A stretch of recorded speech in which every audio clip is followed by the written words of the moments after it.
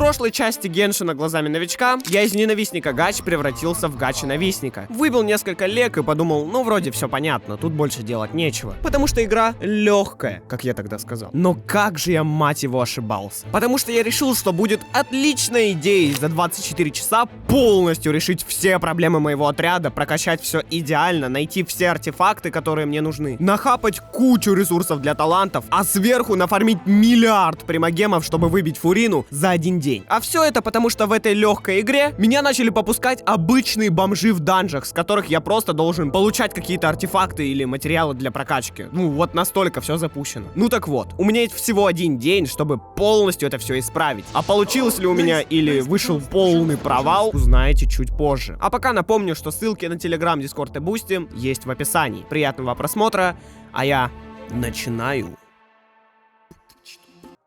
Сейчас 8 утра, я только встал, сделал кое-какие дела, потому что я живу в селе, после чего врубаю компик и зову своего кента Рому. Он мне 10 часов помогал фармить в прошлой части. И немного поболтав, мы решили начать фарм с Фонтейна, ибо он, во-первых, слабо залутан, а во-вторых, он очень красив. Конечно, может не для всех, но кому не плевать. Поэтому, как только мы начали, у нас появилась простенькая, зато стратегия. Идем от телепорта к телепорту, открываем его, по пути стараемся залутать все, что видим. И, конечно, я мог использовать карту, чтобы мне очень упростила жизнь, но мне так не кайф, потому что банально надо отвлекаться и не можешь сосредоточиться на игре. А сами крутки я сливал сразу, потому что чем быстрее я закончу одно дело, начну другое. А мне там еще капец сколько фармить. Неужели мы за сегодня 12 круток нафармили? Подожди. 13 умножить на 5. 52 же было, 13, да. Получается, за сегодня мы уже 13 круток сделали? Ну, вообще мы, получается, заработали примерно столько же, сколько в прошлый раз. После чего спустя 5 часов фарма Рома ушел. Мне стало очень грустно, одиноко. А еще, по моим подсчетам, мы нафармили около 2000 примагемов. А потом я уже в соло набил где-то 300 сверху. А заодно улучшил статую Фонтейна на 3 уровня. Это, если что, дайте подумать. Ах да, 60 гидрокулов. Вы не представляете, как я за них жопу рвал. Потом открыл еженедельного босса Волка при помощи квеста и собрал все анимокулы в Манштате. На что ушло немало так времени. Зато для меня это жесткое достижение, ибо теперь у меня есть фулл стамина. Кстати, за последним анимокулом, который находится на каком-то острове, я шел очень долго. Потому что пока ты кинешь лед, пока наступишь, пока подождешь 5 секунд. И так по кругу раз за разом. Зато я в итоге его достал. Оно того стоило. Мне вот интересно, чем разрабы вообще думали, когда вот чел такой сидит: надо запихнуть последний анимокул на край карты.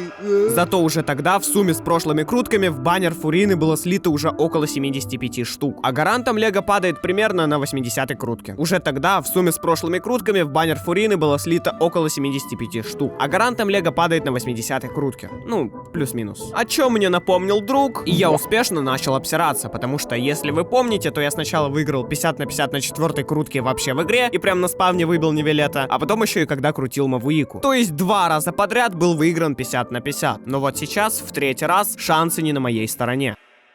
Она хилит, дендрореакцию дает, полезно. Жалко 200 гемов, но пойдет как бы. 340. Пожалуйста, пожалуйста, пожалуйста, пожалуйста, пожалуйста. О, найс, найс, пожалуйста, пожалуйста, пожалуйста. Найс, найс, найс, найс.